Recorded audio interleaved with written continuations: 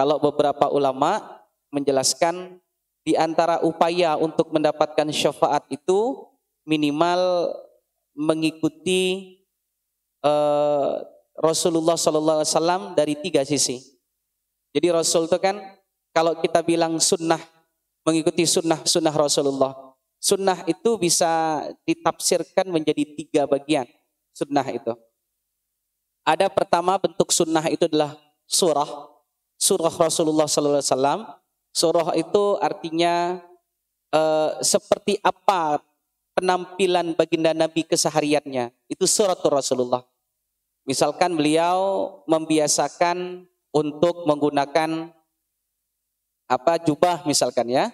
Keseharian menggunakan jubah ini surahnya. Nah, tapi memang benar hadis Nabi katakan menghidupkan sunnahku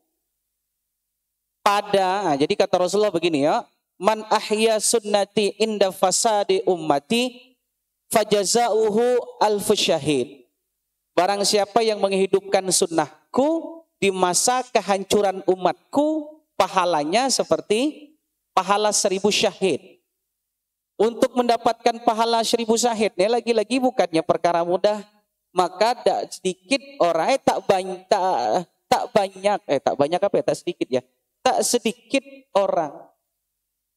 Tak banyak, tak sedikit. Pusing saya. Intinya hanya sedikit orang yang sanggup menjalankan itu gitu kan. Hanya sedikit orang yang sanggup menjalankan itu. Nah, mohon maaf hari ini ada orang yang nak undangan pakai jubah. Yo coba. Diulo orang kan jadi baju lagi kan. Ngapanya pakai daster bini nih pergi ke jubah. Artinya memang bukan mudah. Maka pahalanya 1000 syahid. Pahalanya itu 1000 syahid.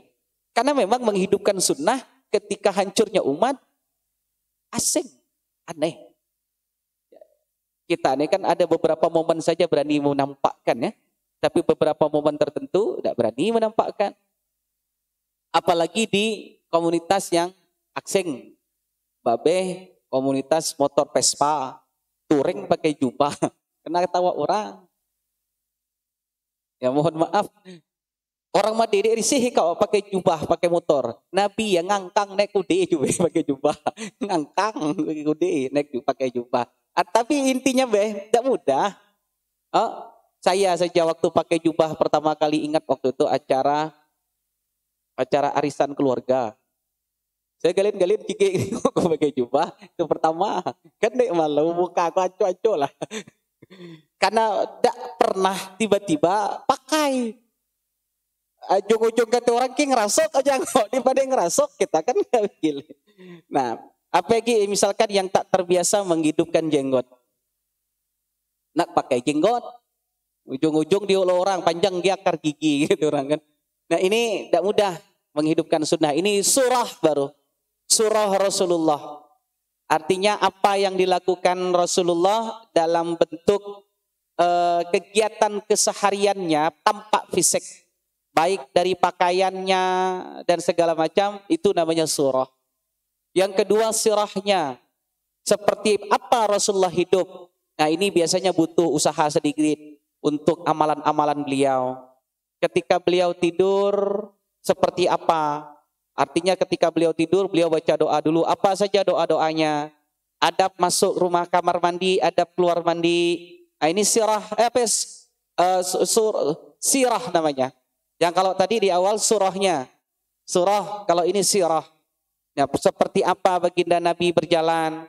Ketika naik kendaraan, kaki apa dulu yang naik. Kemudian kaki apa dulu yang turun. Keluar masjid, kaki apa dulu yang keluar. Ini mohon maaf sampai hari ini pun masih banyak yang salah keluar kaki ya. Yang lah paham, coba ada hal diam dulu. Keluar masjid, kaki apa dulu yang pertama kali melangkah? Lah benar. Jadi jangan sampai kita keluar, selama ini kan berasumsi segala sesuatu harus dimulai dari kaki kanan kan? Itu asumsi kita selama ini kan? Segala sesuatu keluar dengan kaki kanan, mau mulai dengan kaki kanan. Bahkan kita mohon maaf terkadang keluar masjid pun kaki kanan lu melangkah, keliru.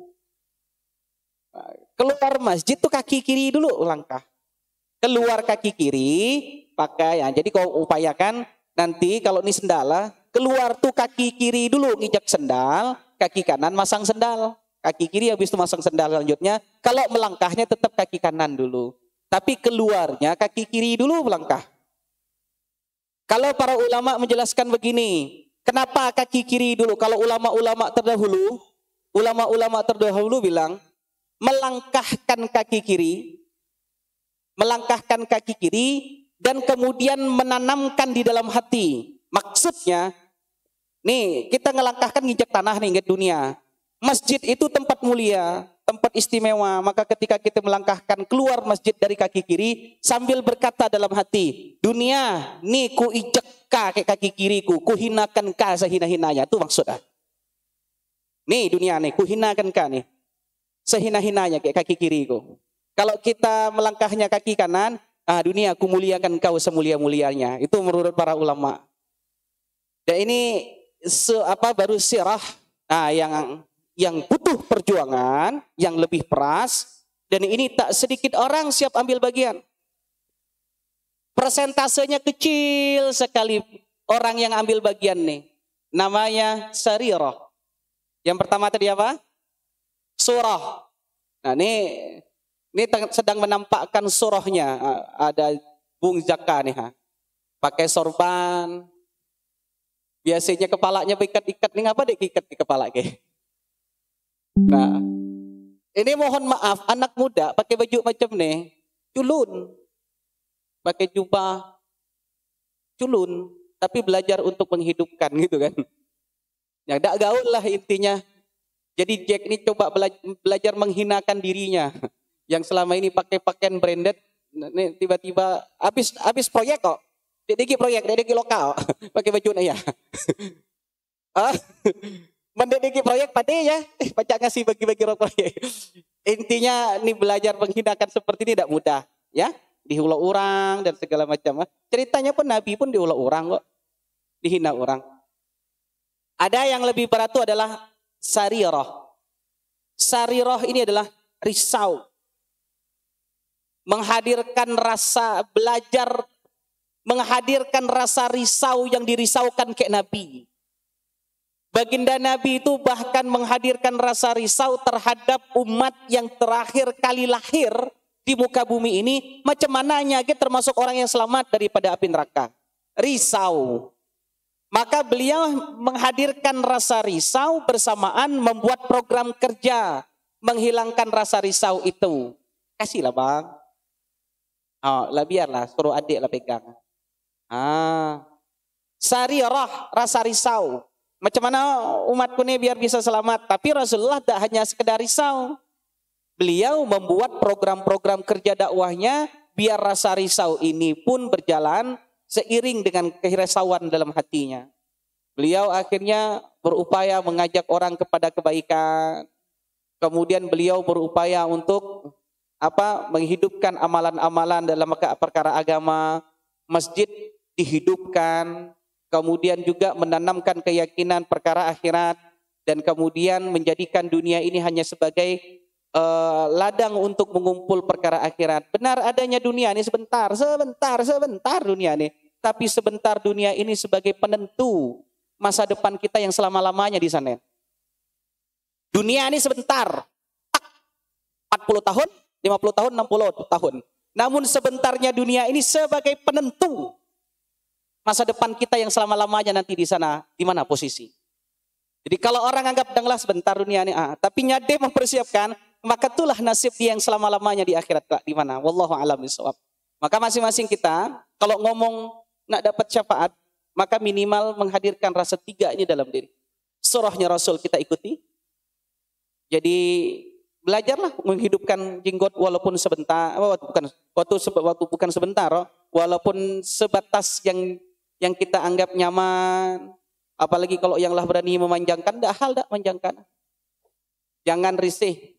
Ada kawannya, ada di sini, jenggot hanya 5 helai panjang. Sampai diulok kawan jenggot Pancasila 5 butir hanya. Auzubillah min dzalik. 5 helai hanya jenggot. Nah, tapi tidak apa-apa, semangat untuk menghidupkan jenggotnya itu yang luar biasa. Ya, semangatnya, karena beliau paham ini adalah sunnah. Kebayang dek 5 lay panjang. Anggap 5 lay panjang macam nih. Orang lain mungkin geli nih, tapi baginya semangat karena dia menghidupkan sunnah. Intinya kita pun sama, ya. Hidupkanlah sunnah. Baik, hari ini saya ingin melanjutkan materi tentang mustaqarrul arwah. Di mana kedudukan ruh setelah terpisah daripada jasad. Sebelum saya masuk kepada kajian ini, saya ingin memperumpamakan kepada yang lain. Mobil lah. Mobil ini kan ada 2 unsur. Pertama badan, termasuk bodi di antaranya. Yang kedua mesin. Jadi kalau orang yang di bengkel itu tidak mucak mobil, fokus mereka kan ada 2. Kalau kretek, ada bunyi misal kita berkeluh kesah, kretek, ada bunyi kretek. Tanya ada orang, itu kretek di mesin atau bukan? Karena ada 2 unsur. Ada mesin, ada bodi. Nah yang selama ini, orang tuh banyak tertipu dengan bodi. Esek. Samalah kayak handphone. Handphonenya ada 2. Pertama bodinya, yang kedua mesin. Yang terlalu fokus ke bodi tanpa pernah mengkhawatirkan mesin. Rusak mesin, bodinya tidak berguna. Sama kayak badan manusia. Ya akulah udah jubeh kemarin. Bodinya kita rawat, mesin kita rawat, lepeknya sekalinya rusak 20 lebih juta habis. Mesinnya dia diretak. Mobil Azam itu banyak mainan anak-anakku tuh. Mobil remote control. Terkadang ada yang mahal kita beli. Remote control. Rusak mesin. Dia terpakai sampai hari ini. Mesinnya rusak padahal bodinya bagus tuh. Tapi karena mesinnya rusak. Dia berguna. Tidak dimanfaat sama sekali. Nah ruh, tubuh nih. Ada 2 unsur. Pertama jasad. Yang kedua ruh. Jasad ada haknya dan ruh pun ada haknya. Jasad ada pola perawatannya, ruh pun harus ada pola perawatannya. Kalau hanya fokus jasad tanpa memperhatikan ruh, jadi mobil tadi yang tidak berfungsi sama sekali, tidak bermanfaat sama sekali. Atau hanya fokus ruh tanpa memperhatikan jasad, ada mesin, ada ban, percuma tidak berjalan. Dia hanya fokus ke roh, yang penting ku rawat tiap pagi mesinku nih, tiap minggu ganti oli, ban pecah deh gue nih. Artinya tubuh nih, 2 komposisi ini harus sempurna, terkawal. Maka ada ayat Al-Quran berkata begini, wabtaghi fima ataqallahu darul akhirah, wala tansa nasibaka minad dunya. Maka kejarlah apa yang bakal kau dapat di akhirat, namun jangan pernah kau lupakan nasibmu yang sekarang kalian masih tinggal di muka bumi ini. Nah, hari ini kita ini banyak terbalik. Fokusnya hanya pada satu hak saja tanpa memperhatikan hak yang lainnya. Hak jasad sempurna kita penuhi terkadang. Makan, pangan, sandang, papan, pangan. Sandang, papan, pangan. Sandang, papan, pangan. Sampai terucap kalimat, kalau ku banyak duit segar usah ibadah. Nih mohon maaf, ika segar ibadah nyantai, santai dan segala macam nyaman. Bahkan terucap ika segar ada gaji bulanan, ika pacak, ikut majelis taklim dan segala macam. Abang dikasih saja abang, biarlah adik main surang abang.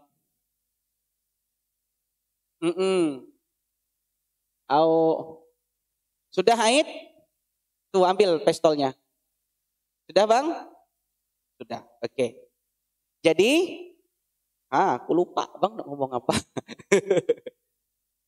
Baik, intinya fokus kita selama ini mohon maaf hanya kepada sandang, papan, pangan saja. Saya bahkan sempat agak terpukul lah mendengar kalimat itu kan.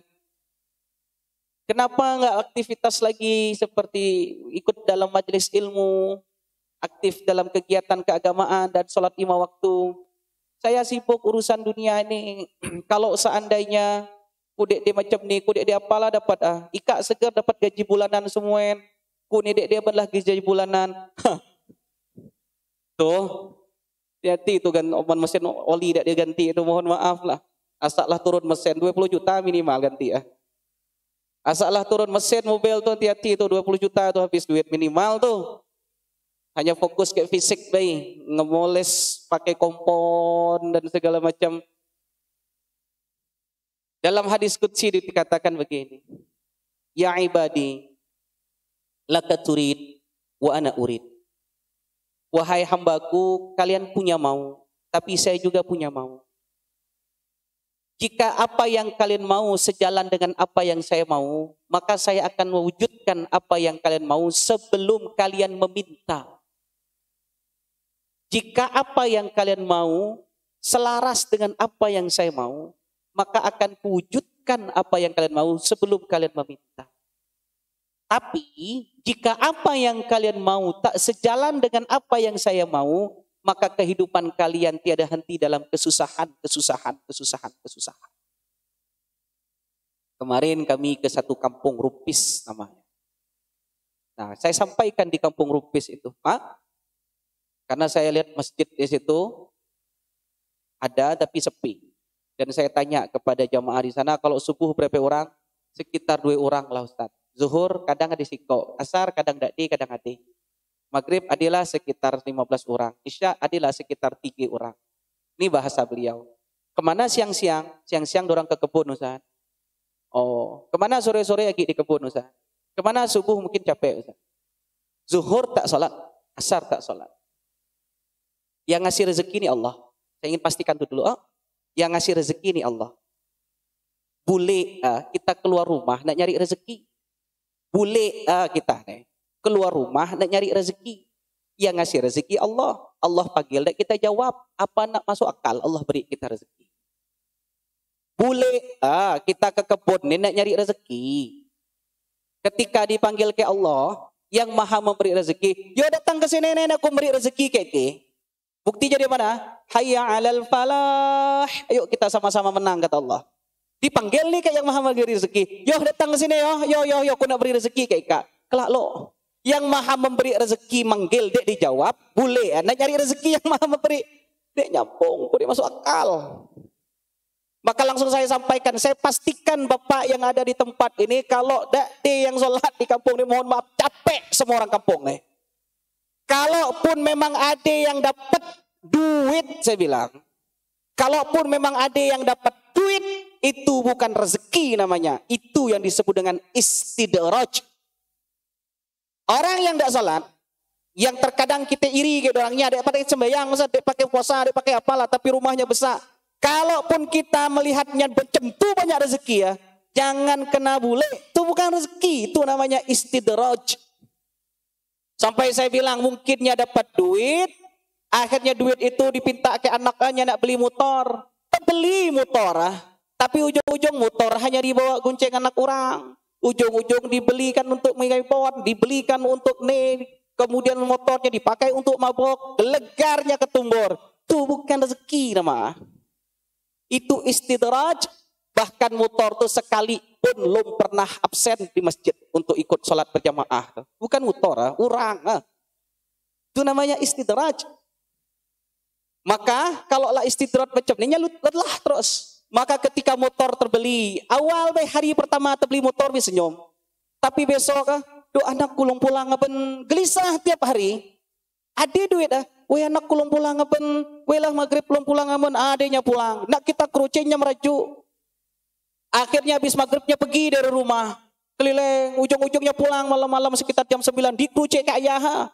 Pas dikerucek ke ayahnya anak merajuk, adik motornya kabur. Tadi baru saja saya bercerita dengan salah satu anggota DPRD ketika kami berkunjung ke salah satu SMA. Beliau bilang, waduh karena pandemi ini sekolah daring katanya. Banyak budak, barulah keponakanku kata beliau. Sekolah, nikah umur 16 tahun. Nikah umur 16 tahun katanya kan. Kataku ngapanya pecah anon iya. Allah kalau dia dinikahnya kabur. Nah kalimat seperti ini kan itu istidraj namanya. Nikmat diberi tapi bukan bikin tenang. Kita kasih motor ujung-ujung jam 11 malamnya pulang. Tidak tidur tuh ayah tuh. Tidak tidur emak tuh.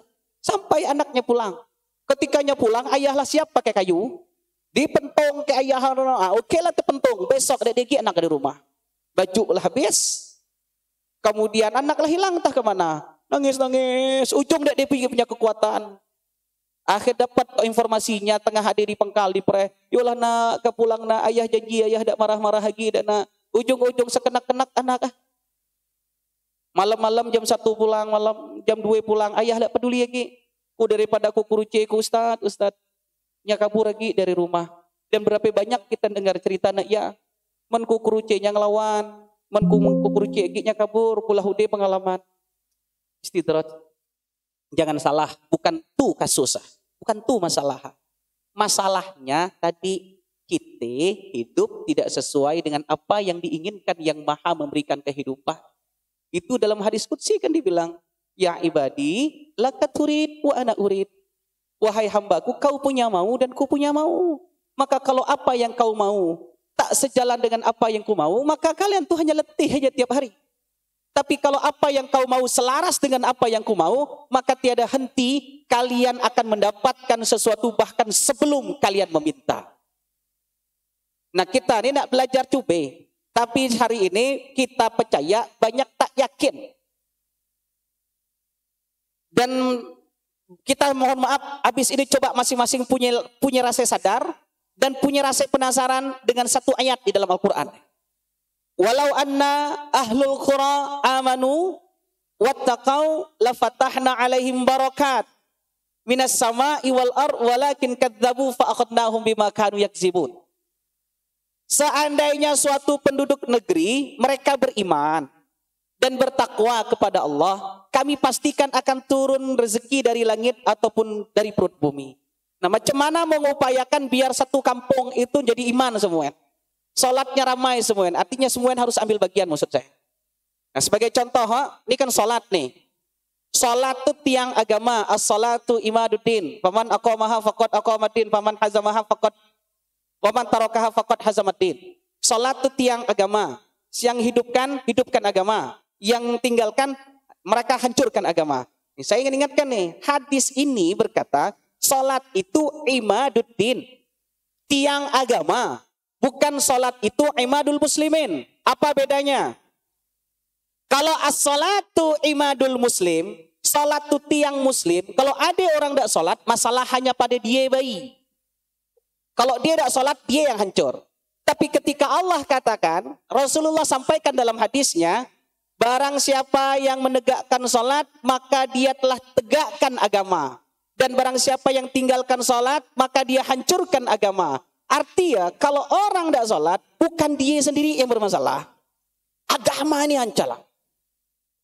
Agama ini yang bermasalah. Maka pada momen Isra Mi'raj ini kemarin, saya sampaikan banyak masjid. Rasulullah itu saking menganggap ini penting. Hadis nih, mana Fahri? Tadi saya lihat ada Fahri. Fahri tolong berdiri Fahri. Fahri 6 tahun masuk 7 tahun ya. Rasulullah sampaikan dalam hadis Nabi. Muru aulad kidu sangangkang lain asari ngok. Berdiri lagi. Muru auladakum bisalah wa hum abna sab'in sinin. Ini Rasulullah sampaikan, perintahkan anakmu salat ketika ia usia 7 tahun. 7 tahun belum akil belum balik nih. Lagi kecil. Paling akil sudah balik belum? Kenapa Nabi sampai suruh ini baru anak kecil nih? Anak kecil belum paham apa-apa lah disuruh untuk salat. Karena Rasulullah paham, kalau dia kelak besar tidak salat, dialah yang hancurkan agama. Maka Allah tak mau agama ini hancur, Rasulullah tak mau agama ini hancur, maka seusia kecil ini punlah dipahamkan untuk salat. Turun, silakan Fahri, Azam berdiri. Fahri duduk, Azam yang berdiri. Wadribuhum 'alaiha wa hum abna ashrin. Nih, wadribuhum 'alaiha wa hum abna ashrin. Serius teman, kita macam kayak adik dia lah. Sungguh bagaimana? Wadribuhum 'alaiha wa hum abna ashrin. Dan pukullah, mohon maaf ya. Dan pukullah nih anakmu kalau 10 tahun tidak mau sholat. Azam nih 10 tahun belum balik, mohon maaf. Nyagi buke baju depan kami, buke celana depan kami, cek berlari. Karena belum paham. Arti azam nih belum akil balik. Tapi bayangkan belum akil balik, dia sekarang lah harus kupukul jadi sembayang. Harus kupepes azam nih belum sembayang. Karena apa? Karena kalau dia besar dikit lagi lah balik, kalau tidak sholat bila yang akan hancurkan agama. Pertanyaan saya nih, kalau seusia azam, tidak sholat, saya harus pukul dia. Kita harus fair dong, harus adil dong. Pertanyaanku, kalau seusia azam tidak sholat harus dipukul, macam mana seusia bapak ibu nih mendak sembahyang? Dokter. Seusia azam tidak sholat, Nabi suruh pukul. Seusia azam tidak sholat, Nabi harus suruh pukul. Pertanyaanku, seusia lah tua ratok bahasa kita kan. Kalau seusia tidak sholat, mohon maaf kita harus jadi manusia yang adil maksudku ya. Harus jadi manusia yang jujur, adil. Kalau seusia tidak sholat harus kita apakan? Man kata Jack itu disetrum. Iya, jangan salah kalau hari ini negara kita macam ini. Jangan salah kalau agama kita sekarang seperti ini. Karena kalau Adi yang meninggalkan sholat, dia hancurkan agama. Kok baca macam itu Ustaz? Iya. Ketika ada yang tak sholat, maka Allah cabut iman dalam hatinya. Kalau sudah dicabut iman dalam hatinya, konsekuensinya kepada ayat tadi. Jika suatu penduduk negeri beriman dan bertakwa, Allah hadir berkah. Maka ada yang tidak beriman, ada yang tidak bertakwa, Allah cabut berkah. Maka ada orang yang tidak peduli nengok kawannya dia sembahyang. Ada kawan tidak peduli nengok seperadiknya dia sembahyang. Tidak peduli nengok tetangganya dia sembahyang. Itulah penyebab berkah hilang. Maka kita hari ini termasuk yang mayoritas fokusnya hanya pada casing. Kalau mobil tadi kita itu hanya fokus kepada bodinya saja. Tanpa lagi memperhatikan mesin. Padahal body ini tidak baca dibawa pulang. Body ini tidak baca dibawa pulang. Dan pertanyaan jawaban kita itu terhadap mesin yang ada di dalam. Tentang ruhiyah kita. Nah ruhiyah itulah yang saling mengingatkan kita hari ini. Kita mohon maaflah, sedihlah. Maka saya kebayang kalau seandainya tiap hari ada 1 atau 2 orang yang kita upayakan untuk sama-sama paham tentang agama ini. Diawali dari keluarga kita, tetangga kita. Tengok nih tetangga ada yang tidak baik. Macam mana caranya biar kemudiannya paham. Kalau Rasulullah itu kan dengan memberikan hadiah. Memberikan hadiah, datang bawa hadiah, bercerita-cerita. Seperti apa? Yuk kita ke masjid ya, zuhur nih. Kita bercerita di masjid. Dek pacak. Nak nenek nih. Nah, karena kalau seandainya tidak diupaya ke sana, ini mohon maaf, masjid hari ini kan banyak kosong. Masjid hari ini banyak kosong. Kalau kemudian kita ramai-ramai di masjid berdoa, ya Allah beri hidayah, ya Allah beri hidayah, ya Allah. Tapi dia pernah kita pereh, dia pernah kita ajak, masuk akal deh. Harus kita pereh, harus kita ajak. Sama-sama kita ambil bagian untuk pada kebaikan.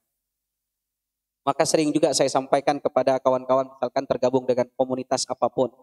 Hari ini yang saya sangat dekat itu dengan komunitas bakers subuhan misalkan. Saya ingatkan tidak cukup hanya di bakers subuhan. Tapi kawan-kawan bakers yang lain itu pun harus punya pikir yang sama. Menghidupkan masjid, menjaga umat ini dan bangkit bersama. Kalau seandainya fokusnya hanya dengan bakers subuhan saja, tanpa pernah berpikir bagaimana nasib kawan-kawan bakers yang lain, maka kita sudah menghalangi dan sudah membatasi surga itu dengan diri kita sendiri. Sementara saya meyakini di akhirat kelak pasti kita akan ditanya, ngapanya dek diajak orang-orang nih? Dan orang-orang bakers ini pun akan ditanya, ngapanya Ika dek pernah ke masjid? Kami dek pernah diajak. Na'udzubillah min zalik ya. Maka ada satu surah di dalam Al-Quran yang menurut Imam Syafi'i, kalau surah itu hanya satu-satu itulah turun, maka yang lainnya pun tidak perlu turun, tidak apa-apa kata Imam Syafi'i. Surah itu namanya Al-Asri. Demi masa manusia itu dalam kerugian kecuali 4 golongan saja yang tidak boleh ditinggalkan satu dengan yang lain. Pertama beriman, yang kedua tidak cukup hanya iman, maka harus ditambah dengan amal soleh. Ternyata iman amal soleh tidak cukup, butuh 2 yang lain. Harus saling mengingatkan dalam kebaikan. Wa tawassaw bil haq. Ternyata tidak cukup, harus saling mengingatkan dalam kesabaran. Dalam artian sabar nih istiqomah. Ngajak orang 1000 mungkin 2 yang ikut. Ngajak orang 1000 2 yang ikut. Dari 2 yang ikut siko hilang, yang siko tinggal setengah. Kurang lebih seperti itu kan. Maka terus kita mengajak. Nah, kenapa? Karena kita memahami ajakan-ajakan ini ya terkait dengan perkara rohnya yang nanti akan mendapatkan posisi baik di alam barzahnya nanti ketika pasca wafat, pertama kali dunia, tahapan dunia, kemudian tahapan alam kubur, dan di akhirat kelak. Karena di akhirat kelak bukan urusan badan nih lah. Kalau badan yang tua jadi muda kan. Nah, azan. Kita dengar dulu.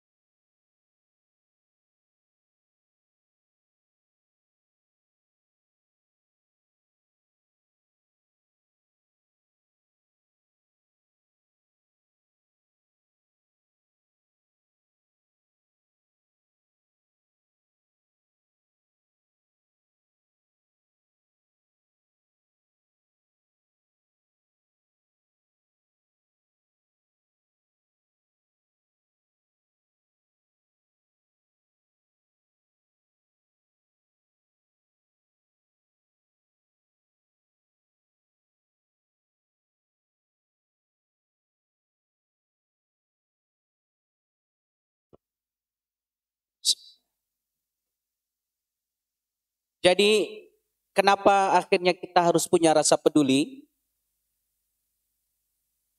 terhadap apa yang kita saksikan hari ini? Karena lagi-lagi mohon maaf, yang kita saksikan sekarang dalam bentuk jasad ini adalah casingnya saja. Tapi yang paling penting itu adalah perkara ruhiyahnya, ruhnya. Karena ruh inilah nanti akan yang Allah Subhanahu wa taala posisikan di mana beradanya. Dan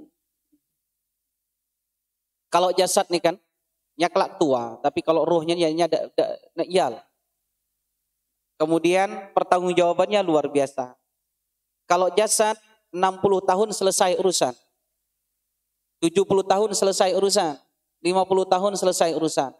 Tapi kalau ruh ini tidak selesai urusan dengan wafatnya jasad.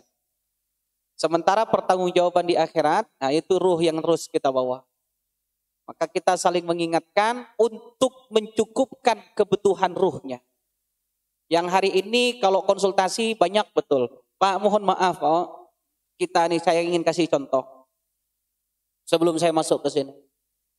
Dulu Indonesia ini dianggap ekonominya lemah.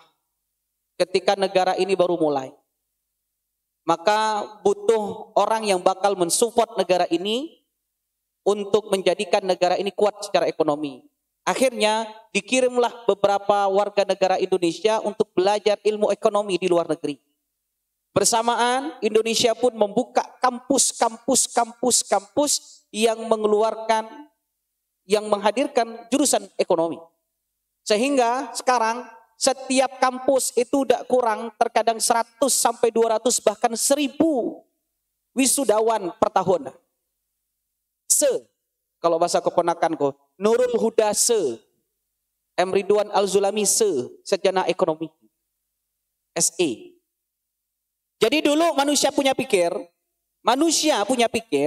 kalau nak memberantas ekonomi yang terpuruk di Indonesia ini, maka harus banyak sarjana ekonomi. Kenyataan hari ini seagi-agi sarjana ekonomi. Bahkan setiap kampus itu serasa tidak sah jadi kampus kalau tidak ada jurusan ekonomi. Baik yang konvensional ataupun yang syariah. Namun kenyataannya mohon maaf, kita jujur Ben, nambah baik apa nambah buruk hari ini? Iya, karena fokus kita ya, pada jabat. Inilah fokus kita nih badannya. Saya katakan tadi mobil kalau fokus hanya pada casing, pada bodi, tidak pernah dirawat tuh isi dalam mah. Tidak pernah dirawat tuh mesin, oli tidak pernah diganti, busi tidak pernah diganti, tidak jalan tuh bensin, tidak jalan tuh mobil. Hari ini fokus orang hanya pada jasad tanpa pernah fokus kepada ruh. Hak ruhnya tidak sempurna, iman tuh hilang. Mohon maaf, semakin tinggi ilmu ekonomi terkadang semakin pandai ngulok ekonomi orang. Dulu tuh Indonesia dianggap hukumnya tak kuat. Karena mempelagiat hukum dari Belanda. Maka dianggap tidak sesuai dengan kultur Indonesia. Dianggap tak sesuai dengan kultur Indonesia. Maka akhirnya Indonesia punya fikir untuk membuat tatanan hukum yang lebih kuat. Dikirimlah sarjana-sarjana hukum. Akhirnya tidak kuat juga, maka akhirnya dibuatlah kampus yang akhirnya setiap kampus ini pun membuat sarjana hukum. Harusnya semakin banyak sarjana hukum, keadilan harusnya semakin tinggi kan?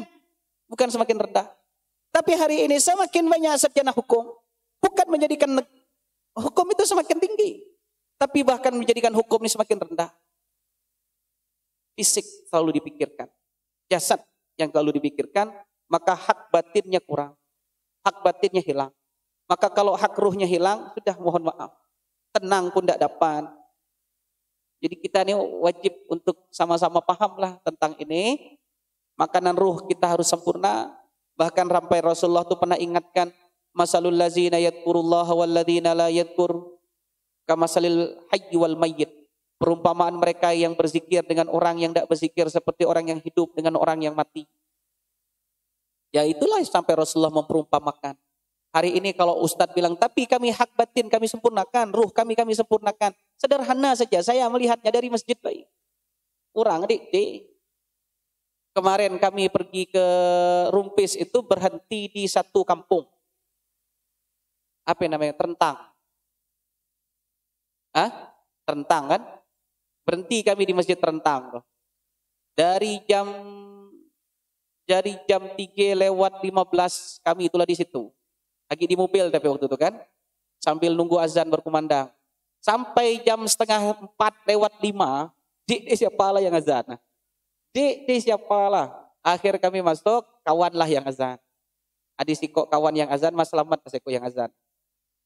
Nih masjid, inilah masjid. Di bawah masjid nih ya, di gedung depan tuh TPA. Ada sekitar puluhan orang yang belajar ngaji di situ. Auzubillahi jembayang gede, astagfirullah. Gede sanggup ku mikir, Dek. Gede sanggup mikir, nah cuman cara ngemikir, oh. Nih masjid nih TPA masjid nih lah. Musola TPA tuh? TPA masjid nih. Jadi TPA tuh sepanjang orang sembahyang. Di sana lagi berlari-lari. Ada yang belajar ngaji, ada yang berlari-lari, ada yang ketawa-ketawa. Belajar Quran. Nih masjid sembahyang gede. Mananya kita nih? Karena TPA itu dijadikan standar untuk kelulusan. Karena TPA itu sekarang dijadikan standar untuk masuk SMP. Maka yang disempurnakan kalau menjadikan standar masuk SMP, ruh atau jasad? Dede iman di sia, mohon maaf. Dede iman di sia. Karena yang disempurnakan lagi-lagi hak jasad. Dan orang-orang yang masuk ke sini nih, Umi nih, kami sampaikan. Kalau ada yang pertama kali masuk ke Ustadz TPA sini, adi munakosahnya dek. Adi ujian munakosah dek anak kami.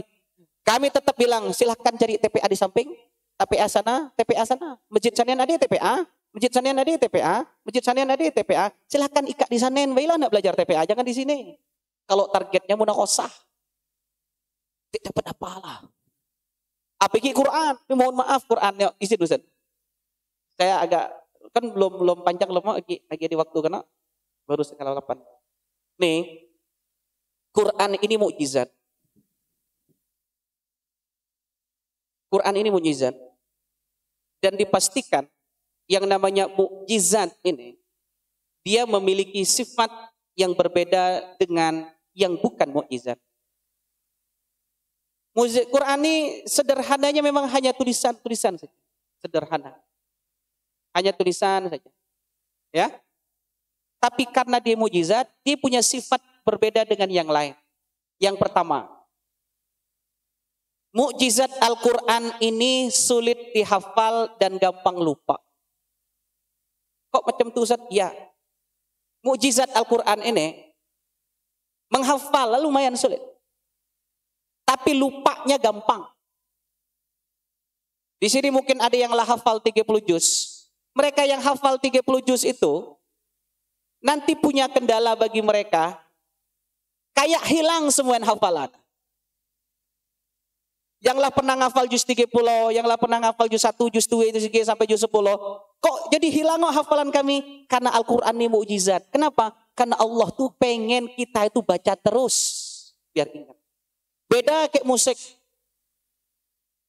Ada lagu itu gampang dihafal, lupa asaro. Saya kasih contoh, mungkin ada lagu yang kurang lebih 10 lebih tahun abang-abang tidak dengar. Lah lupa. 10 tahun yang lah tidak pernah didengar. Tapi kapan ku sebut mungkin langsung ingat. Lagu apa? Isabella adalah lah dibilang bid'ah huli kita keluar nyanyi-nyanyi di majelis. Mohon maaf, bisa nyambung? Kisah cinta dua. Padahal inilah 10 tahun yang lalu mungkin. Dede 2020. Nih, ku SD mohon maaf. Ada lagu yang mohon maaf bukan bahasa Arab, bukan bahasa Indonesia, bahasa Inggris. Ake koye hoya ben. Sekali terhafal dek terlupa-lupa. Kemarin saya sedang senang karena terdengar berapa kali di mobil tuh orang nyanyi lagu terus kan. Lagu mungkinkah diri ini dapat merubah bui yang memutih. 2 kali dengar hafal kok. Dan hari ini ngelupa Zaro. Kenapa Al-Quran tak gitu? Karena dia mukjizat. Kalau lah hafal, senang kita ngulang terus. Maka kenapa nyanyi itu lebih gampang kita terus nyanyikan karena dia sulit lupa dan gampang untuk dihafal. Sementara Al-Quran, cube bayi yang lah ngerasa hafal Quran, seminggu beda ada berurusan ke Al-Quran. Seminggu beda berinteraksi dengan Al-Quran. Yang ngaku hafal, yuk duduk sini, aku dengar hafalan. Ustazku insya Allah lah hafal surah Al-Waqi'ah. Lah berapa minggu dah ngaji? Lah sekitar 2 minggu. Kau duduk sini, aku dengar hafalan Al-Waqi'ah. Cube. Maka bersyukur dan nikmatnya hafalan Quran ini gampang lupa. Karena kalau kita lupa, maka mau tidak mau kita harus berinteraksi lagi. Ketika lupa, kita harus berinteraksi lagi. Kita lupa, kita berinteraksi lagi. Dan Allah tuh ingin kita selalu berinteraksi. Maka dihadirkan sifat Al-Quran ini mudah untuk lupa. Jadi jangan salahkan lembaga pendidikannya. Hafalan anak kita lupa. Artinya pola hidup kita di rumah mungkin. Atau kita sendiri yang belum siap. Nah, kalau kita ini di sini hanya proses pembelajaran untuk hafal. Proses pembelajaran untuk hafal. Maka sambil menghafal, sambil dipahamkan juga apa yang dihafalkan. Maka dulu para sahabat bahkan menghafal Al-Quran itu sehari itu hanya nak satu ayat saja. Mereka bahkan tak pernah lebih daripada 3 ayat menghafal. Karena mereka nak menghafal itu sampai ke dalam. Sehingga mereka bisa mudah langsung menghafalkannya. Kalau hari ini hafalan hanya dijadikan sebagai ajang untuk berapa juz anak hafal, sekian juz. Ini salah satu sifat daripada Al-Quran ya, yang mudah untuk hafal karena dia adalah mukjizat. Kalau seandainya dia hafal langsung tidak hilang-hilang, maka kehilangan sifat mukjizat. Mohon maaf Pak. Seingat saya termasuk yang tidak suka dulu nonton film India dan pernah tertonton satu film karena terpaksa, karenalah tertonton. Yang suka nonton India di rumah kami 2 orang. Siko abangku kayak siko ayu iparku, Yuratna. Jadi 2 orang sagi-agi ngumpul kaset. Saya pernah tertonton film Kuch Hutahe. Itu tahun berapa ya? 97, 97, 98. Tapi sampai hari ini, alur cerita Kuch Tahe itu, teringat gitu. Film itu dimulai ketika Tina, nama ingatku, ketika Tina di atas kasur hendak melahirkan anaknya yang kemudian dikasih nama Anjali. Ketika lahir ternyata terjadi pendarahan, meninggal dunia. Tapi Allah kasih sedikit nyawa untuk pacak bikin surat kan. Jadi dikasih sedikit nyawa lah, dibikin 8 surat. Surat yang hanya boleh dibacakan setiap tahun dia ulang tahun. Jadi tahun pertama, antara tahun pertama sampai tahun ke-8 itu isinya nyanyi-nyanyi bayi. Karena film itu dimulai daripada, tapi flashback. Ya cerita ini kan naik mundur, tarik ulur mundur gitu kan. Nah pas lahir ke tahun 8, ulang tahun ke-8-nya ini bukan kok belajar mengingat maksud saya. Artinya ini wajar, mudah bagi saya mengingatnya karena dia bukan mukjizat bagi saya. Nah sampai lahir ke-8 tahun, usia tahun 8 tahun, film itu flashback. Cerita seperti ini, sampai pun lagi teringatku, Anjali naik kereta api, Rahul ngejar-ngejar, akhirnya tetap balik badan kan, tapi kain selendangnya lepas, dipegang terus kayak Habis itu ketika Rahul nelpon anaknya yang bernama Anjali di acara camp. Tiba-tiba teleponnya bertukar. Anjali besar yang angkat, Anjali kecil yang angkat. Iyalah arti ya. Agak mudah bagi saya mengingat itu. Berbanding ini. Maksudku apalah beda ini dengan salawat yang kita baca sama-sama bahasa Arab kan. Tola al-badru alaina min saniyatil wada. Wajaba syukuru alaina mada'a lillahida. Bahasa Arab, ini juga bahasa Arab. Tapi kenapa itu Tala al-Badru tak hilang-hilang hafalannya? Padahal baru sekali ngafal dulu. Bahkan kita senandung Al-Quran itu ngafalnya waktu TPA kecil dulu. Allahumma arhamna bil Quran waj'alhu lana imama wa nuran wa huda wa rahmah Waktu saya di Gontor tak pernah pakai. Saya di Assalam tak pernah pakai. Di Lampung tak pernah pakai. Di Mesir tak pernah pakai. US2 nggak pernah pakai. Selama di Darul Askar ini pun tak pernah pakai. Tapi sampai hari ini saya masih hafal. Di Darul Askar tak ada baca itu. Allahumma arhamna bil Quran. Tapi hafal. Hah? Ada. Oh, Yanda bin arti lama dia ngajar di sini kan. Tapi ketika Yanda pegang masih tak ada kan? Nah, Umi pegang ada tuh. Wa ja'alhu lana ima. Agi hafal, bayangkan berapa puluh tahun dah. Sifat. Ya? Sifat yang berbeda. Maka saya ingin mengajak semua untuk peduli perkara ruh ini, ya. Biar masing-masing kita dapat kedudukan yang mulia. Karena setelah ruh terpisah daripada jasad, ini pertanyaannya. Jadi Ustaz, kalau ruh terpisah daripada jasad, kemana larinya ruh teh? Apa benar ada orang yang mati berkujud kemudian yang ngantu orang, menakut orang? Bahkan ada satu rumah yang sampai hari ini tidak berani orang tinggalnya. Karena dulu katanya ada orang meninggal di situ. Segerge pun mati berkujud. Mati nganggu orang. Arti dia azab kubur baginya. Alung mati berkujud macam ya. Kan kurang lebih macam ya kan. Nah maksud saya tidak macam tuh. Jadi al-arwah mutafawitah fi mukarriha. Ada tempat-tempat tertentu bagi ruh itu ketika dia telah meninggal dunia. Contoh pertama maminha. Kalau pengen mengkaji secara detail ada namanya kitab Ar-Ruh. Ar-Ruh ini punya kita Ibnu Qayyim Al-Jauziyah. Kalau ini ringkasannya atau juga versi kecilnya ya, kitab Ar-Ruh. Tapi ada kitab yang agak tebal, kitab Ar-Ruh, dia menjelaskan tentang buku tentang ruh setelah wafat itu. Nah, ini namanya yang membuat kitab Ruh itu adalah Imam Ibnu Qayyim Al-Jauziyah. Yang saya baca ringkasan sedikit saja. Ini cukup kita yakini saja dalam artian bahwa ruh itu nanti ada beberapa tempat. Tidak perlu kita kaji sedalam apa. Karena kita yakin nanti kita wafat pun akan mendapatkan posisi itu. Tidak usah diperdebatkan. Tapi kalau di sini macam mana? Karena kita tidak pernah mendengar ceramah langsung dari orang yang meninggal. Ini ya inti ya.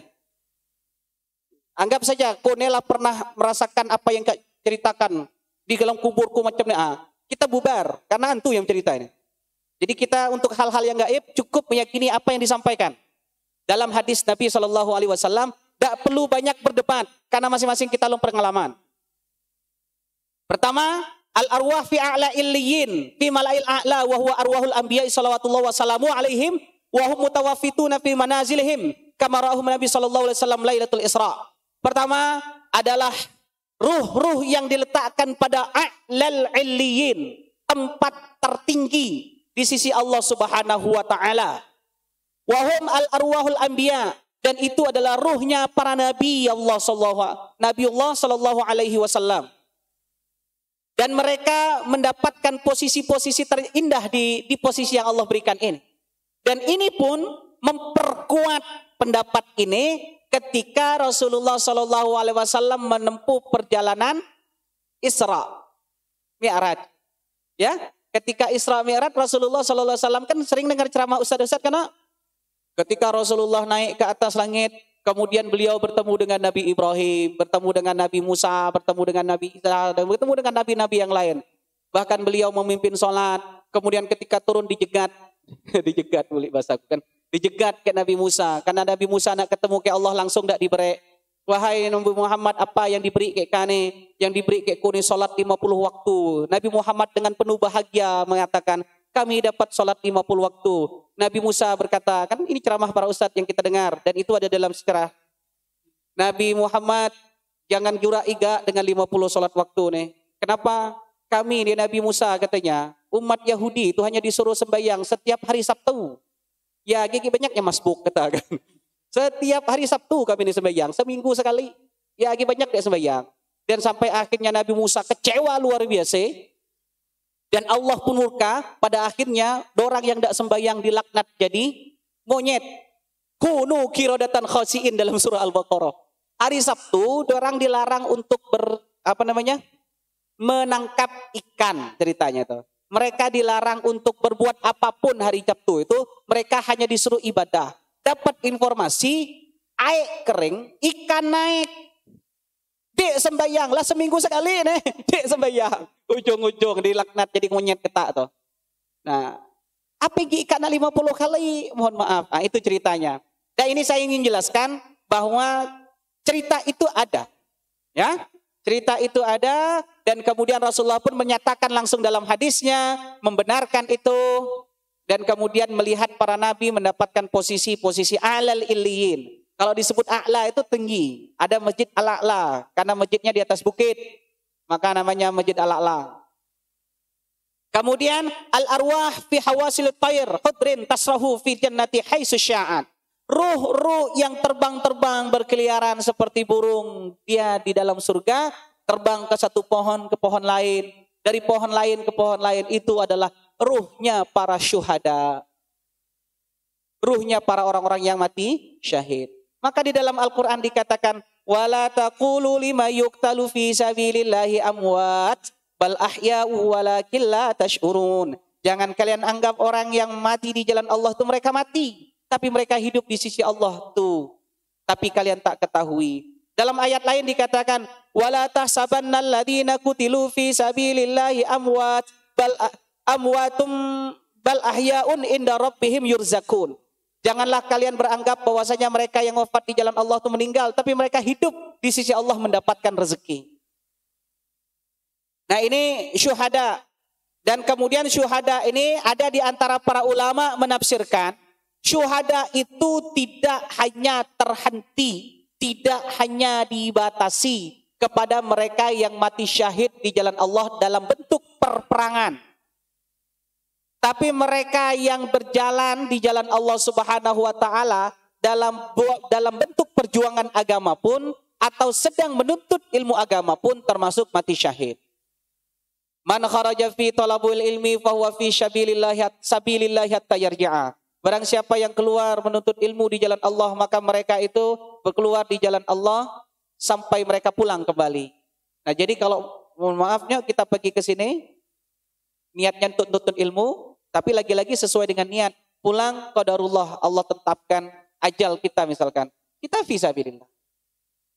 Dan mungkin juga bagian daripada yang mereka seperti burung-burung yang pindah dari pohon ke pohon lain dan segala macam. Dan di antaranya juga adalah anak-anak yang wafat sebelum usia balighnya. Anak-anak yang wafat sebelum usia balighnya. Dalam hadis Nabi dikatakan, an Muhammad bin Abdullah ibnu Jahash anna rajulan jaa ila Nabi sallallahu alaihi wasallam qala ya Rasulullah mali in qutiltu fi sabilillah qala al jannah falamma wala qala illa ad-dain wasarani bihi Jibril. Suatu hari ada seorang sahabat Nabi bertanya Muhammad bin Abdullah ibnu Jahash, kemudian datang kepada Rasulullah sallallahu alaihi wasallam seraya berkata, wahai Rasulullah, apa yang akan saya dapatkan kalau saya ini wafat di jalan Allah? Kemudian Rasulullah katakan, jannah, bagimu surga. Surga ini dalam artian seperti burung-burung yang terbang di dalam surga tadi ya. Sebelum datang hari kiamat nanti ketika mereka dapatkan surga sebenarnya. Falamma wala, tapi kemudian ketika Rasulullah berjalan, balik badan lagi. Ketika beliau balik badan lagi, beliau langsung panggil sahabat tadi. Jibril barusan datang kepada saya. Jibril barusan datang langsung membisikkan kepada saya. Langsung beliau katakan, illad dain. Kecuali mereka yang punya hutang. Kalau orang punya hutang tidak pacak dimasukkan ke dalam surga. Masya Allah. Mati syahid saja tidak pacak masuk surga. Tidak pacak itu sampai selesai urusan hutang pihutangnya. Bagaimana Rasulullah, kalau saya ini wafat di jalan Allah, bagimu surga. Kemudian Rasulullah berjalan, tiba-tiba langsung Jibril datang membisikkan. Illad dain, kata Jibril. Rasulullah langsung balik badan, manggil dia. Qala illad dain. Wahai sahabatku, Jibril baru saja bercerita sama saya. Semua bisa masuk surga yang mati syahid, illad dain. Kecuali mereka yang masih ada sakutan hutang pihutangnya. Maka wajarlah kalau ahli waris itu sering ngomong, kalau memang ada yang punya hutang pihutang yang bisa diikhlaskan, tolong diikhlaskan. Tapi kalau ya pacak diikhlaskan, tolong padeh kami ini, biar kami ahli waris saja yang menyelesaikan. Karena orang mati syahid gede pacak diberi masuk surga. Apalagi kita yang mati sakit, mati syahid gede diberi. Ya izin, mohon maaf Pak. Wa minhum man yaqulu mahbusun 'alal babil jannah kama fil hadis ra'aitu sahibukum mahbusun 'ala babil jannah. Di antara mereka ada yang terpenjara di pintu surga. Ruhnya. terpenjara di pintu surga. Adik kelakar kawan-kawan. Adik kelakar kawan-kawan. Ustadz, kone nak pakai jilbab Ustadz. Tapi belum siap. Tapi setidaknya aku tuh telah menjilbabkan hatiku. Itulah. Dia diberi masuk surganya, diberi pintu. Dia diberi surga, diberi pintu. Karena dia nutup aurat. Dia kelakar kawan-kawan. Kemudian wa minhum may yakunu mahbusan fi qabrihi ka hadis sahib Syamlah allati ghallaha summa istashhada qala an-nasu hani'an lahu fil jannah faqala Nabi sallallahu alaihi wasallam wallazi nafsi bihadihi inna syamla allati ghallaha la tashghulu alaihi an-naru fi qabrihi. Di antara mereka kemudian ada ruh yang dibalikkan lagi ke dalam kuburnya dan kemudian diazab ruh bersama jasadnya di dalam kubur. Jadi ada memang ruh yang dilemparkan kembali ke dalam kuburnya. Dan kemudian diazab di dalam kuburnya. Di dalam hadis Nabi dikatakan. Dari suatu hari ada orang yang ikut dalam perperangan. Ada orang yang ikut dalam perperangan. Dan kemudian dalam perperangan itu dia wafat. Dan kemudian Rasulullah SAW dikasih tahu. Wahai Rasulullah istashhada syablah. Ada saudara kita yang sudah syahid di jalan Allah. Kemudian Rasulullah SAW hani'an lahu fil jannah. Faqala nas, orang-orang itu berkata alangkah bahagianya tadi yang mati syahid dia sekarang sudah di surga. Faqala Nabi Rasulullah SAW kemudian berkata, wallazi nafsi biyadih, demi Allah katanya, inna syamla lati ghallaha latasgulu alaihin naru fi qabrihi. Kalian salah, dia itu tidak syahid, kata Rasulullah. Dia itu tidak syahid tapi sekarang ruhnya dimasukkan ke dalam kuburnya dan kemudian diazab di dalam kuburnya. Cerita daripada kayat ini, ada orang yang ikut perang. Dalam perperangan itu tubuhnya lah banyak bantet-bantet. Nyadak tahan lagi kayak sakit bantet-bantet tuh. Kena pedang, bantet, dak tahan lagi sakit Karena dak tahan lagi sakit yang ngambil pedang surang, nya datang ke tentara musuh. Kan di zaman lu enak. Perang. Tapi kalau dibilang istirahat. Nah ketika masa istirahat, tak tahan lagi nyakit sakit tuh. Pahamlah nama sakit. Sedangkan tetanus sedikit banyak tampun sakit. Ini pedang-pedang semua lah. Akhirnya bawa pedang, nyiret pedang, letek, datang tentara musuh. Yo ika, yo maju. Oh mohon maaf. Belum sampai pedang ke kepala lah ditebas ke orang. Meninggallah dunia dia. Akhirnya disampaikan ke Rasulullah, wahai Rasulullah sudah syahidlah saudara kita ini. Kata Rasulullah, dia tak syahid. Tapi dia wafat dalam keadaan membunuh diri. Maka sekarang ruhnya dikembalikan ke dalam kuburnya dan diazab di dalam kuburnya. Dan hadis lain, mohon maaf, pernah dengar? Rasulullah SAW suatu hari melewati perkuburan.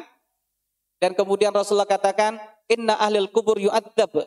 Sesungguhnya ahlil kubur di dalam ini sedang diazab.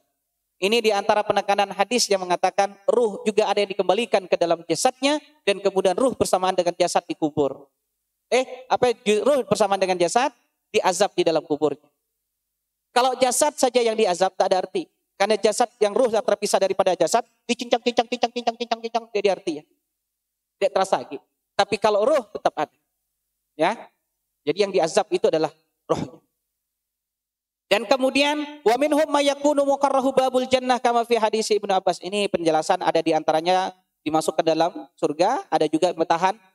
Ada mereka yang tidak terpenjara, tapi posisi mereka di pintu surga. Ketika saya menyebutkan pintu surga, jangan bayangkan pintu surga itu sama kayak pintu kita nih, Saya pernah menjelaskan di satu tempat, orang kita ini kalau diberikan kesempatan masuk surga, nama Fulan bin Fulan masuk surga. Kemudian ketika kita nengok pintu surga tuh, tengah kita nih. 80 tahun tak terasa kita sudah di depan pintu surga itu. Hanya nengok indah surga. Matilah. Ya 80 tahun kita tidak terasa. Saking indahnya nengok pintu surga. Baca macam tu saya baca saya. Allah punya 100 rahmat. Dan dari 100 rahmat itu Allah ambil baru 1 rahmat. Lagi ada sisa 99. Dan dari 1 rahmat ini Allah ciptakan seluruh nikmat yang ada di dunia ini. Orang nengok Ferrari. Nengok Ferrari. Yang kode ini kok Ferrari berjalan ya lepot tengah nyuper kami di tol ya 160 ku bawa mobil Innova ngobot pacem kayak ada mobil Tamiya dari belakang gitu terpucat muka ku mobil tuh mungkin sekitar 220 sampai 250 kecepatan. Ferrari lewat, Lamborghini lewat kededep inilah korban-korban di dalam mobil. Nengok mobil tuh lah takjub kita. Nengok perempuan cantik ya, weh Cikara. Lah takjub. Padahal itu berapa 0,000000000 sekian persen dari satu rahmat yang diberi. Nengok kekayaan Cristiano Ronaldo itu kita terkejut. Berapa gaji Cristiano Ronaldo? Cristiano Ronaldo itu kurang lebih per pekan dia dapat duit sekitar 14 miliar. Per pekan tuh. Bape ini kalau jadi kontrak baru dengan PSG, dia itu dapat duit berapa ya? 20 miliar per pekan. Itulah 20 miliar. Ya gelah takjub bahkan itu baru satu rahmat. Yang menyisakan 99 dibawa ke surga semua, diantaranya dalam bentuk pintu. Maka 80 tahun. Maka di sini ketika disebutkan ada di antara ruh itu yang diletakkan di pintu surga. Mereka nikmat menyaksikan surga itu dari pintunya saja. Dan kemudian dikatakan yakhruju. Kemudian yakhruju alaihim rizquhum minal jannah bukrata wa asya. Bagi mereka diberikan rezeki tiap hari dari surga, baik pagi maupun sore hari, tiap hari dapat rezeki dari surga. Kita dapat nih, alhamdulillah ya Allah. Ingin dalam hati, masya Allah dapat itu. Wa minhum may yakunu mahbusun fil ardi lam ta'lu ruhu ilal malil ala fa in kanu ruhu saflatul ardiyah. Nauzubillah min zalik, kalau kita terjadi bagian daripada ini. Ada ruh yang kemudian dilemparkan daripada bumi, namun langit pun melemparkan ruhnya yang tak mau diterima dengan langit. Karena satu pun penghuni langit tak ada kenal dengan dirinya. Sampai Allah katakan pun bahwa Allah pun tak mengenali dirinya. Maksud, ini kalimat kias ya. Tidak mungkin Allah tak kenal dengan hambanya ya. Sampai Allah pun tak pernah mengenalnya karena dia tak pernah kenal Allah Subhanahu wa taala. Bahkan sampai seluruh penghuni langit pun tak mengenalinya. Maka kalau Bapak Ibu pernah mendengar, wehnya nih dia diterima bumi, dia terima langit, ada bahasa tuh, ada ceritanya. Mereka ini adalah sufliyatul ardiyah, dimasukkan dalam kerak bumi. Dan itulah seburuk-buruknya tempat. Karena tak ada tempat yang paling panas di muka bumi ini kecuali dalam inti bumi itu. Larva itu adalah sedikit daripada isi inti bumi ini yang keluar. Itu pun asapnya itu, yang Bah Marijan bertemu dengan asap itu panasnya 700 Celcius. Asapnya, lahar asap apa ya? Asap panas ya namanya. Nah, kalau laharnya itu berapa ribu Celcius itu? Sampai 5.000 sekian Celcius, 2.000 sampai 5.000 panasnya itu kan. Maka semua yang lewat situ hangus dalam hitungan detik. Itu kebayang enggak kalau kita dimasukkan dalam isi bumi itu? Maka ada yang disebut dengan sufliyatul ardiyah, titik terendah di antara bumi ini. Sampai bumi inilah istilah bumi pun tak terima, langit pun tak terima. Adalah orang-orang yang tak pernah menyebut nama Allah. Ala mahabbah dzikruhu, dia tak pernah cinta menyebutkan nama Allah. Wa taqarrab ilaihi, tidak pernah dekat kepada Allah. Bahkan menjauhkan diri daripada manusia. Maka waktu itu adalah keadaan yang terburuk bagi roh ini. Dan kemudian wa min arwahu takunu fi arwah fin naridam. Ada bahkan ruh itu yang kemudian diletakkan di dalam kolam darah. Tulqamul hijarah. Dan dia dilemparkan dengan batu setiap harinya. Walaisa lil arwahi sa'idun wasakiha. Dan bahkan ruh ini per hari dia meninggal itu tak pernah merasakan sedikit pun kebahagiaan, bahkan istirahat sedikit pun tak pernah. Bal rufi'a nauzubillah min zalik. Intinya ku dek tahu nih cerita macam mana, ku dek pacak ngebayang macam mana suasana. Dan di mana apa lautan darah itu, wallahu alam saya pun tak paham. Apakah kubur kita berubah menjadi lautan darah, kemudian kita di dalam itu, kemudian dilemparkan batu tiap hari, wallahu alam. Tapi terkadang ada yang dibuat terkejut kan pas sekali kubur tiba-tiba penuh dengan darah. Wallahu alam bisawab. Karena kita belum pengalaman, belum pernah dengar ceramah dari yang pengalaman, maka cukup meyakini. Sekarang tinggal pilihan. Saya ulangi, dunia sementara 40 tahun, 50 tahun, 60 tahun. Tapi dunia yang sementara inilah yang menentukan bagaimana nasib kita untuk kehidupan selanjutnya yang selama-lamanya. Kalau kita sia-siakan, maka mohon maaf yang usia selama-lamanya ini saya pastikan hanya ada penyesalan. Maka Al-Quran pun sering ingatkan, Rabbi laula akhartani ila ajarin qarib. Ya Allah, tolong balikkanlah saya ke muka bumi sebentar saja. Tolonglah ya Allah, balikkan saya ke muka bumi sebentar saja. Kalla. Allah tegaskan, tidak mungkin, tidak baca mungkin kami kembalikan. Bahkan di dalam ayat lain dikatakan, la asaddaqa wa akum minas salihin. Saya pasti banyak sedekah dan pasti jadi orang soleh. Tetap dibaca. Nauzubillah min zalik, saling ingatkan kita biar ruh kita nanti mendapatkan tempat terindah di sisi Allah Subhanahu wa taala. Ya, kalau di dalam Al-Qur'an kan ma'an nabiyyin wasiddiqin wasyuhada wassalihin. Dikumpulkan dengan para nabi, para siddiqin, para syuhada dan para sholihin. Wa hasuna ulaika rafiqa. Dan itulah termasuk orang-orang yang mendapatkan kebahagiaan. Saya kira ini yang ingin saya sampaikan. Jadi dari materi ini tidak patut agi di antara bunda-bunda, ayah-ayah yang ada di sini, agi ade yang ngomong. Ya ruhnya gentayangan Ustaz. Karena matinya kemarin dibunuh. Atau nyaya kemarin minum air racun. Di kamar ya lah. Maka kalau di kamar-kamar lain aman. Tapi kalau masuk kamar tuh angker. Masih agi ade ruh gentayangan di situ. Segeriga hidup dia. Hidup lah nyaro orang lah, matinya orang lagi. Segeriga hidupnya. Oh, hidup lah nyaro orang. Mati nyaro orang. Mohon maaf lah. Jadi kalau saya tak mau lagi dengar ada di antara yang ikut jamaah kita di sini ngomong ini kerasuke jin Ustaz atau kerasuke antu ayah yang dulu ada dek level kita cerita ya, mohon maaf.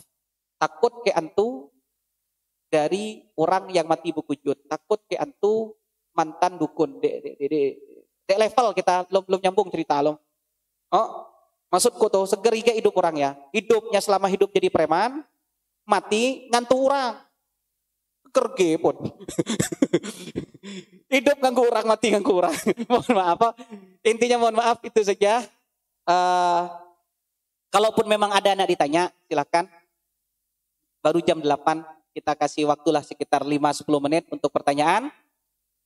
Silakan kalau ada yang mau bertanya. Alhamdulillahirabbil alamin. Telah kita dengarkan bersama materi yang disampaikan Ustadz sekaligus renungan untuk kita bersama. Materi ini pas nih kalau Ramadan itikaf nih Tad. Perwi mata gitu. Kalau kita bantai di Ramadan itikaf. Cocok nih materi. Kami persilahkan kepada ayahanda bunda, kawan-kawan semua jamaah yang ada di sini untuk mungkin yang ingin ditanyakan atau sharing atau pengalaman, silahkan. Mumpung ada Ustadz kita, kami persilahkan. Ingin bertanya? Cukup ya? Gak ada? Mungkin ada yang trauma-trauma. Alhamdulillah mendak deh, gak apa-apa. Lain waktu insya Allah kita ketemu lagi. Kalau nak bertanya, silakan bertanya. Pekan depan tuh tanggal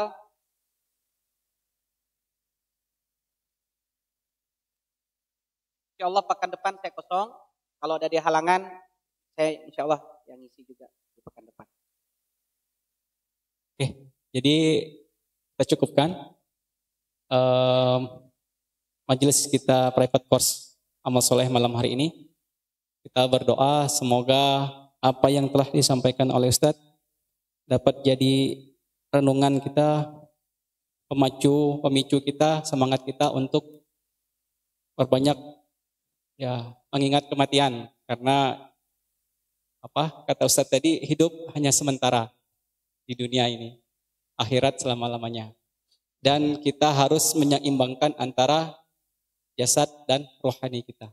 Jadi bukan hanya kita habis-habisan untuk casing, tetapi dalam isi kita sangat kurang kita perhatikan. Ini sedikit kesimpulan yang saya ambil. Semoga kita doakan majelis kita semakin ramai dan semakin berkah, membawa dapat dari rahmat Allah untuk kita semua, diistiqomahkan, dan Allah nanti cabut nyawa kita di akhir hayat kita dalam keadaan husnul khotimah, ya, dalam keadaan baik. Kita doakan juga semoga Ustadz kita diberikan keberkahan, ilmu, keluarga yang sakinah, dan anak-anak yang solihah, dan kita semua sini juga keluarga kita sehat-sehat semua. Karena apa? Di dalam masjid, di dalam majelis, untuk banyak kita diajarkan untuk banyak-banyak berdoa. Karena di dalam setiap majelis, malaikat-malaikat Allah turut mengaminkan dan menjawabkan doa-doa kita. Jadi ini yang dapat saya sampaikan selaku MC pada malam hari ini. Mohon maaf apabila ada salah dan kekurangan. Billahi taufiq wal hidayah. Assalamualaikum warahmatullahi wabarakatuh. Kita tutup dengan sama-sama membaca lafaz hamdalah. Alhamdulillahirabbil alamin. Istighfar sebanyak-banyaknya. Dan kita tutup dengan doa kifaratul majelis.